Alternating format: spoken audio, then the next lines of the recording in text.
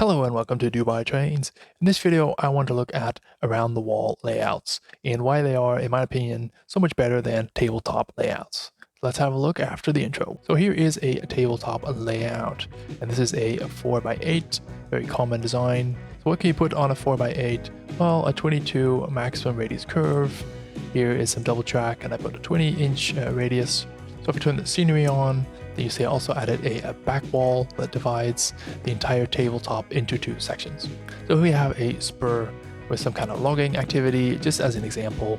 Here's a siding, you can do a runaround. Here's a longer siding, so you can park a second train on it. There is some kind of like power plant here with two sidings. There's one siding here with an industry and some offloading area, perhaps team track. And then there's a siding here with some kind of locomotive facility. That one is a switchback, so you got to go in here and then here to the locomotive facility. So again, this is a simple 4x8 feet.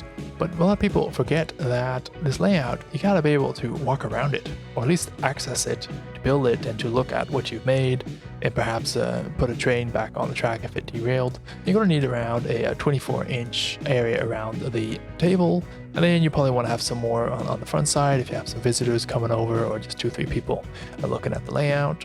So the actual space of this 4x8 is much bigger than you would think. If you put it in a room like this, then you probably have a door, so you need some more space for the door to open at the layout.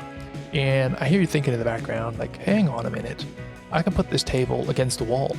Yeah, you could put it against the wall. You can put it against the wall on the right, create some kind of island. You could put it against the wall on this side right here. I wouldn't recommend that because you can't reach it. You can't really see what's happening here, but you could do that. But for argument's sake, I want to put it right here. So if you look at what we have, then we have a layout that's 8 by 4 feet and a total room that's 12 by 9.5 foot.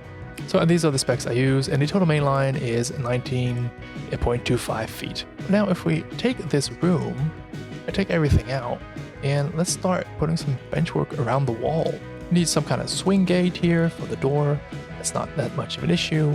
And then if I draw in more or less the same amount of sidings and spurs, let me just add some industry just to explain it. So here's that same wood logging facility with a spur right here, and then here's a siding where you can do runarounds, maybe park some cars, some more offloading on this stretch right there. There's a spur right here for another industry. Here you have your coal power plant with two spurs, and then here is the switchback. So you can see with the same constraints, the minimum radius, the number of turnouts, turnout number 5, and just showcasing the same amount of industry spurs. This layout is just, it gives us so much more potential and so much more opportunity to really make something nice. It's not squished, you have like loads of space, you can add so much more trackage to this to have more operational interest, and your scenes are far more prototypically spaced. That's what you have with a small tabletop as well. You're just going around the bend, one scene to the next. And it's also a continuous amount of bends. And if you look at a real railroad, it's mostly straight. The shortest way from point A to B is in a straight line. So you have much more straight sections on a layout like this.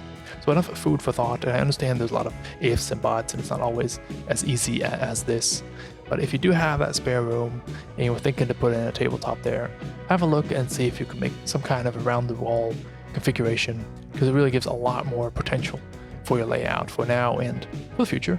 So if this video doesn't convince you, well, I have a nice tabletop design in the left top corner with loads of operational functionality, or check the video in the left top corner. That's a recommendation YouTube made specially for you. Thank you all for watching. That's it for today. Bye bye.